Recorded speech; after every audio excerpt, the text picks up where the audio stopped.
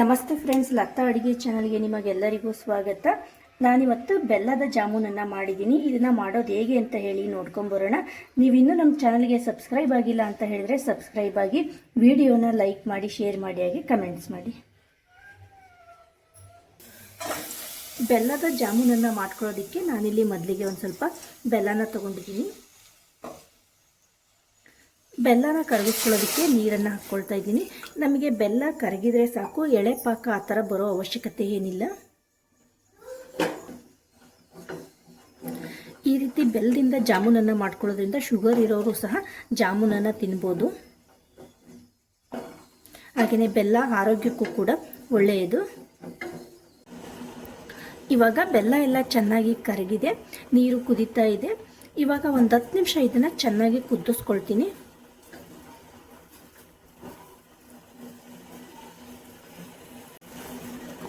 ಇವಾಗ ಒಂದು 10 ನಿಮಿಷ ಆಗಿದೆ. ನಾನು ಸ್ಟವನ್ನು ಆಫ್ ಮಾಡ್ಕೊಳ್ತೀನಿ. ಹಾಗೆಯೇ ಜಾಮೂನಲ್ಲಿ ಸ್ವೀಟು ಜಾಸ್ತಿ ಬೇಕು ಅನ್ನೋರಾದರೆ ನೀರನ್ನು ಒಂದು ಸ್ವಲ್ಪ ಕಡಿಮೆ ಹಾಕ್ಕೊಂಡು ಬೆಲ್ಲದ ಪ್ರಮಾಣನ ಜಾಸ್ತಿ ಹಾಕ್ಕೊಂಡ್ರೆ ಸ್ವೀಟು ಜಾಸ್ತಿ ಆಗುತ್ತೆ. ಇವಾಗ ಒಂದು ತಟ್ಟೆನ ತೊಗೊಂಡ್ಬಿಟ್ಟು ಅದಕ್ಕೆ ಜಾಮೂನ್ ಪೌಡ್ರನ್ನ ಹಾಕ್ಕೊಳ್ತಾ ಇದ್ದೀನಿ. ಒಂದು ಸ್ವಲ್ಪ ಏಲಕ್ಕಿ ಮತ್ತು ಲವಂಗದ ಪುಡಿನ ಹಾಕ್ಕೊಳ್ತಾ ಇದ್ದೀನಿ.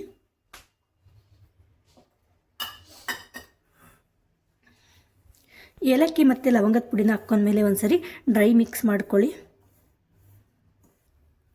ಇವಾಗ ಇದಕ್ಕೆ ಒಂದು ಸ್ವಲ್ಪನೇ ನೀರನ್ನು ಸೇರಿಸ್ಕೊಳ್ತಾ ಕಲಿಸ್ಕೊಳ್ತೀನಿ.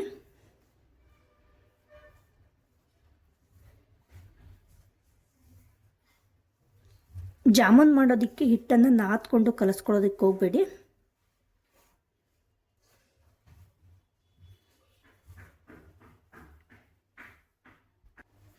ಇವಾಗ ಹಿಟ್ಟನ್ನು ಈ ರೀತಿ ಸಾಫ್ಟಾಗಿ ಕಲಿಸ್ಕೊಂಡಿದ್ದೀನಿ.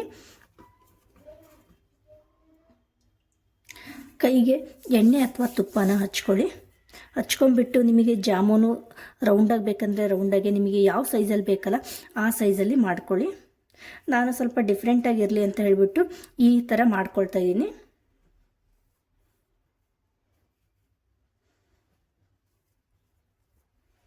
ಇವಾಗ ಅಷ್ಟನ್ನು ಸಹ ನಾನು ಇದೇ ರೀತಿ ಮಾಡ್ಕೊಳ್ತೀನಿ.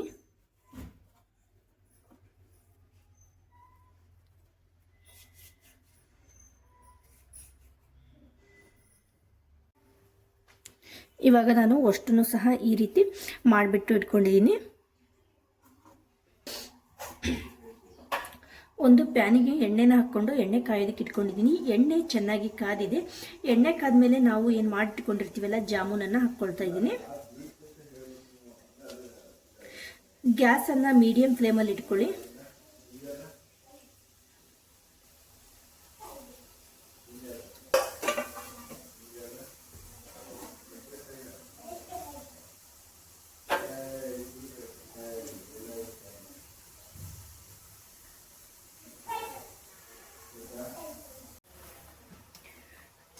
ಜಾಮೂನನ್ನು ಎರಡೂ ಕಡೆನೂ ಸಹ ಈ ರೀತಿ ಬ್ರೌನ್ ಕಲರ್ ಬರೋವರೆಗೂ ಕರ್ಕೋಬೇಕು.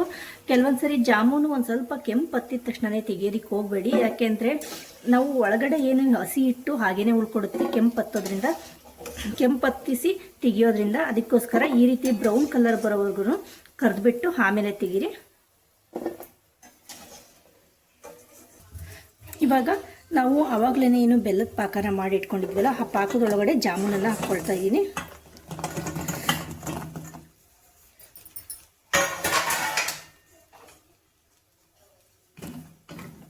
ಇವಾಗ ಇವು ಬೆಲ್ಲದ ಪಾಕದೊಳಗಡೆ ಒಂದು ಅರ್ಧ ಗಂಟೆನಾದರೂ ನೆನ್ಕೋಬೇಕು.